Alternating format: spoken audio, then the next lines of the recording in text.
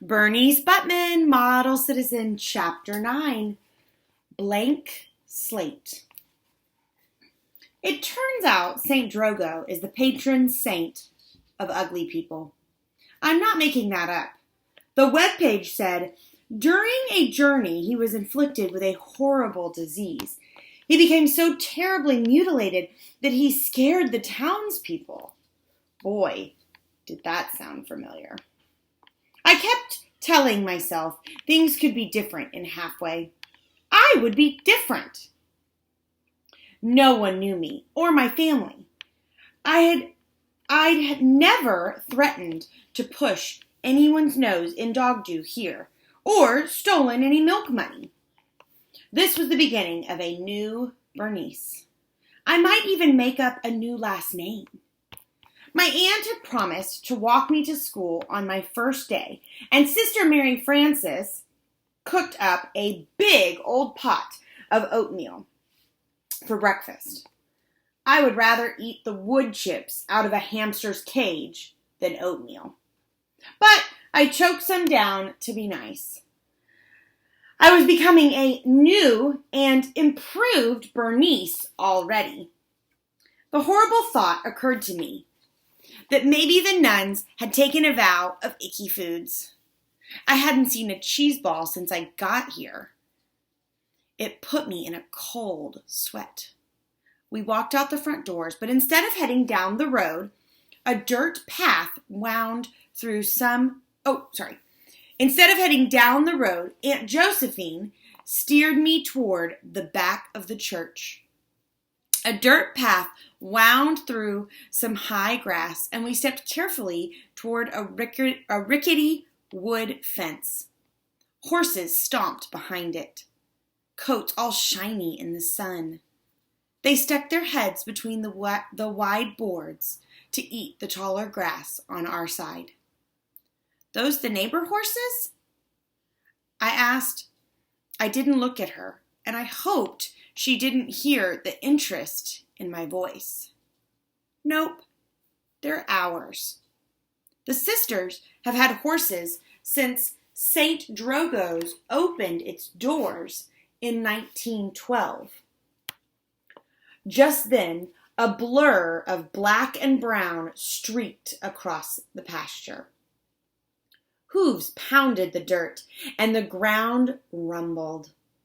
I craned my neck to watch as Sister Mary Frances and a chestnut horse flew over a fallen log.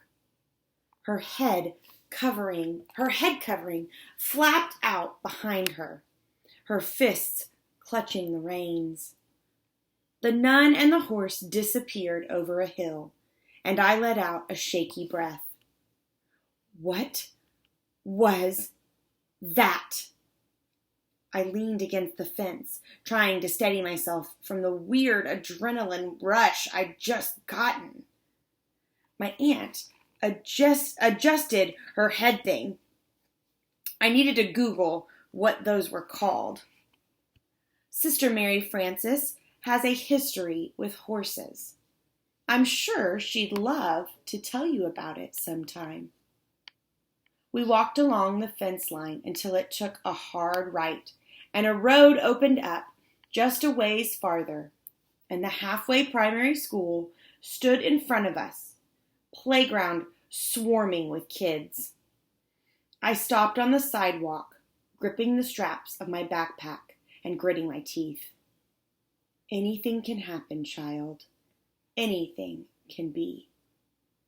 My aunt turned my shoulders to face her and looked me right in the eyes. You'll be fine, Bernice.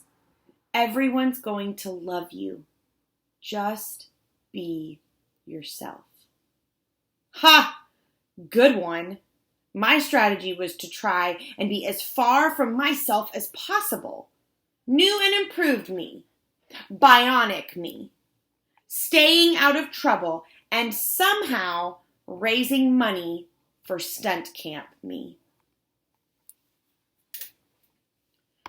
The first person I saw when I walked into Mr. Newton's 5th grade class was Mr. Newton himself. He leaned back in his chair behind a big metal desk and ate a Pop-Tart from a paper plate balanced on his giant belly. Belly shelf, just like Mama. I smiled, even though I was more shook up than a Mountain Dew in a bike basket. He stood when he saw me and tossed the paper plate of crummies in the trash. He had one of those mustaches that curled up on the ends, and he wore suspenders and a bow tie. The walls of the classroom were decorated with Lord of the Rings and Game of Thrones posters.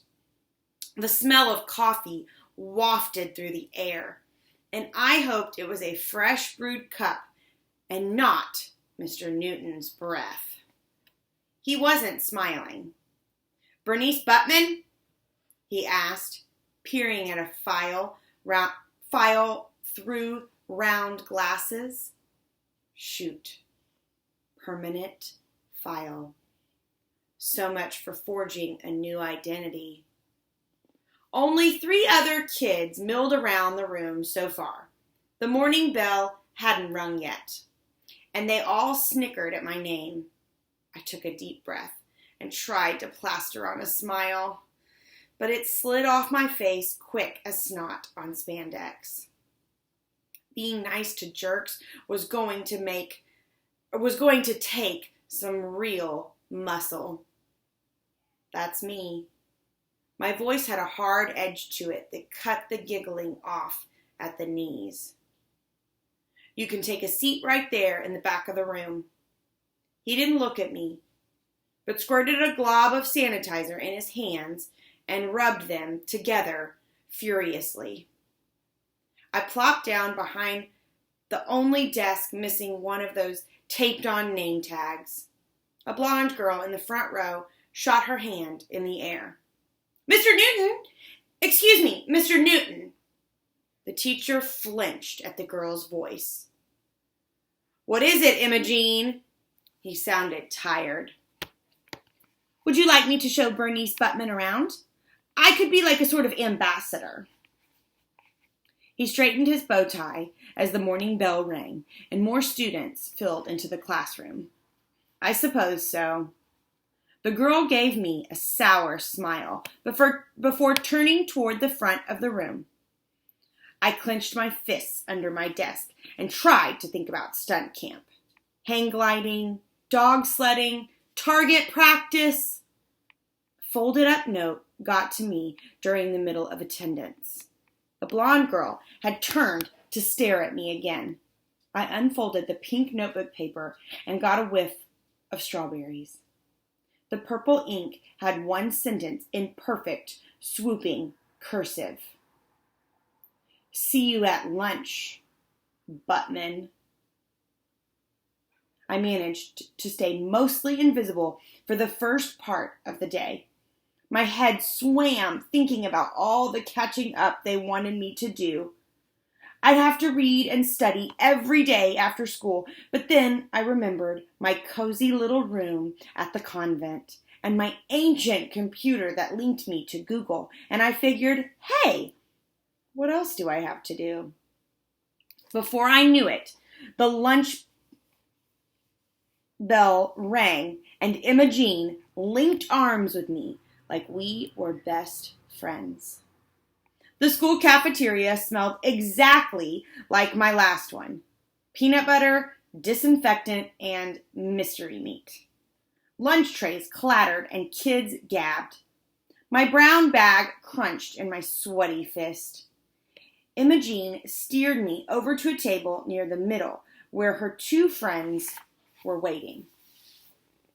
"You can sit here," she said, her teeth shining in my face. I searched far and wide for an empty table where I could sit alone, like I always have. But every seat was filled. Plus, I'd never been invited to sit by anyone before. So maybe I should just go with it as part of my brand new me experiment.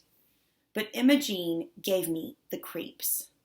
She was like one of those really fancy dolls who come alive at night to hurt you. I'd have to keep an eye on her. Thanks. I plopped down on the hard plastic bench. Sister Mary Frances, secret cowgirl, had packed my lunch that morning. I peeked inside and found an apple and a ham sandwich. At least it wasn't oatmeal. The 5th grade ambassador tossed her shiny hair over her shoulder. Girls, this is Bernice. She just moved here from Kansas City. Bernice, these are the girls, Christy and Heather. I stared at both of them, and they stared at me. No one spoke. No one ate. I resisted the urge to pick my nose. So, progress. Bernice, tell us about Kansas City, Imogene asked, her blue eyes skimming past me. Well, I guess it's all right. I lived outside the big part of the city, though. Like in a suburb? Christy asked, sounding bored.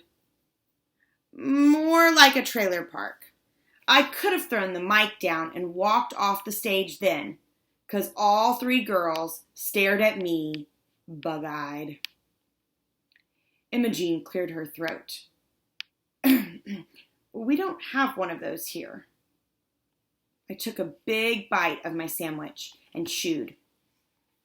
Halfway should have mobile homes, 'cause they are halfway between a house and an RV, right? I snorted at my own joke. The girls smiled weakly at me and then got very interested in eating their chicken nuggets. Imogene made a face while I licked a blob of mayonnaise off my shirt. So I stopped mid-lick and grabbed a napkin off Christy's tray. Geez, you would think someone your size would have more experience eating, Christy said, and they all giggled like maniacs. Nobody at my school would have dared to call me fat and then laugh at me. They would have known that a beatdown was coming, if not from me, then from one of my brothers. But I was all alone here, and I was trying to be somebody different. Somebody who didn't punch people on the first day of school. I took a deep breath and shrugged as another blob of mayo ended up on my jeans. A man wearing a plaid suit jacket with those little elbow patches walked up beside our table, and Imogene's voice got all high and weird. I can't wait to show you all around Halfway Primary, Bernice. I promise to do whatever it takes to make you feel welcome here. The man, who was clasping his hands behind his back, smiled tightly at Imogene. Oh, Principal Jenkins, I didn't see you there. Her eyelashes blinked so fast, I thought she might take flight. I see you've all met our new student. Pleasure to meet you, Bernice. I nodded dumbly. Thank you for the computer, sir. The sisters said you made sure it was ready to go. He smiled and patted my shoulder, and I heard Imogene take a sharp breath. She grabbed my arm and said in a voice loud enough so everyone in a 10-mile radius could hear her, Bernice, you must come to my birthday party this weekend. It's at my house at 4 on Saturday. She looked at my stained Kiss t-shirt and added in a whisper, wear something decent. I think Heather kicked Imogene under the table, but she didn't even flinch. Principal Jenkins gave our table a nod before walking off. I might have thrown up in my mouth at her suck-uppedness. Imogene was terrible, but I had my first ever birthday party invitation.